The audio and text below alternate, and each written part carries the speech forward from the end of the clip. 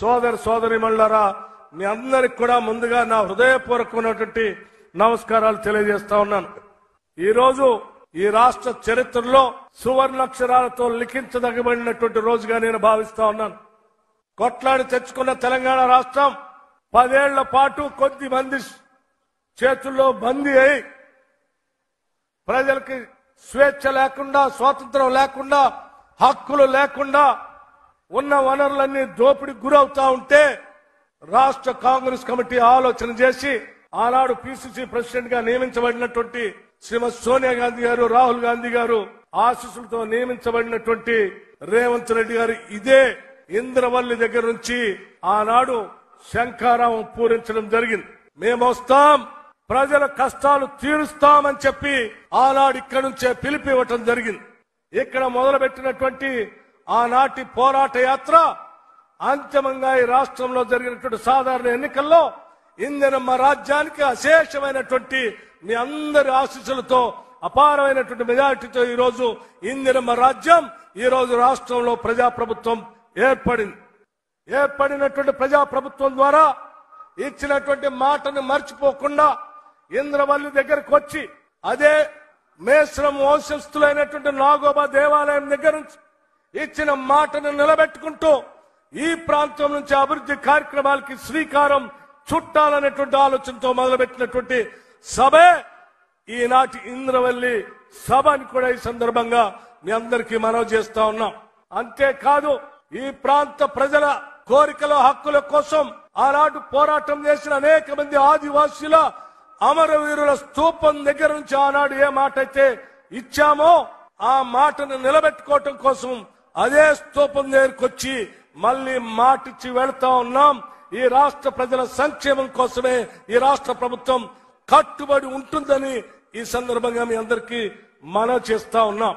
స్నేహితులారా, ఇదే ఇంద్రవల్లి ఆనాడు నేను సిఎల్పి నాయకుడిగా, ఆనాడు రాష్ట్ర కాంగ్రెస్ కమిటీ అధ్యక్షుడిగా రేవంత్ రెడ్డి గారు ఓ పక్కన సభలు, సమావేశాలు, భారీ బహిరంగ సభలు చేసుకుంటూ నేను ఇక్కడి నుంచి పాదయాత్ర మొదలుపెట్టాను. ఇదే ఇంద్రవల్లికి ఆనాడు ఈ పరిసర ప్రాంతాల్లో ఉన్నటువంటి అమాయకులైన అనేక మంది గోండు ప్రజల జీవితాల్లో మార్పు రావాలని జీవితం మొత్తం అంకితం చేసినటువంటి గద్దరన్న కూడా ఆనాడు పీపుల్స్ మార్చ్ కార్యక్రమంలో పాల్గొనటం, ఇదే స్తూపం దగ్గర మా అందరి చేత ప్రమాణం చేపించిన సంఘటన కూడా గుర్తు చేస్తా ఉన్నాం.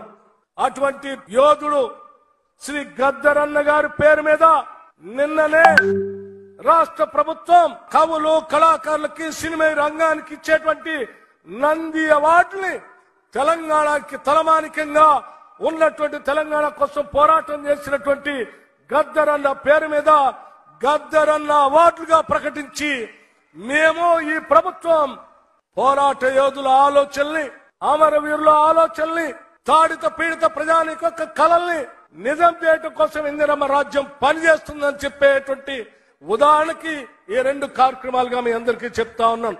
అదేవిధంగా ఈ ప్రాంతంలో పాదయాత్ర చేస్తున్న సందర్భంలో అనేక మంది గోండు కుటుంబాలు మా దృష్టికి తీసుకొచ్చినటువంటి ప్రధానమైనటువంటి అంశం ఐటీడీఏని పునరుద్ధరించమని, సెల్ఫ్ హెల్ప్ గ్రూప్స్ కి డబ్బులు బాగా ఇవ్వని, అట్లాగే ఇక్కడ ఉన్నటువంటి త్రివేణి సంగమాన్ని పూర్తి చేయమని, చిట్మాన్ ప్రాజెక్ట్ ని పూర్తి చేయమని కోరారు.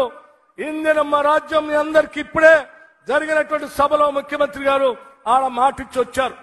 ఈ రాష్ట్రంలో ఉన్నటువంటి సెల్ఫ్ హెల్ప్ గ్రూప్స్ సంబంధించినటువంటి వాళ్ళందరికీ కూడా పెద్ద ఎత్తున ఆర్థికంగా నిలబెట్టడం కోసం కోట్లాది రూపాయలు ఇవ్వటానికి రాష్ట్ర ప్రభుత్వం కట్టుబడి ఉందని ఇప్పుడే ప్రకటించారు. మరొక్కసారి ఇక్కడ నుంచి చెప్తా ఉన్నాం, తప్పనిసరిగా త్రివేణి సంగమాన్ని, చిట్మాన్ ప్రాజెక్ట్ ని పూర్తి చేస్తామని, ఈ పరిసర ప్రాంతాల్లో ఉన్నటువంటి నీటి వనరులన్నిటి కూడా ఇక్కడ ఉన్నటువంటి పేద గోండు గృహాలకు అన్నిటికీ అందించే కార్యక్రమం చేపడతామని, అట్లాగే భూములకు సంబంధించిన ధరణి ద్వారా భూములు కోల్పోయిన మీ అందరికి కూడా భూములు అప్పజెప్పే కార్యక్రమాన్ని కూడా ఇందిరమ్మ రాజ్యం చేపడుతుందని చెప్పి మీ అందరికీ మాటిస్తూ సెలవు తీసుకున్నాను.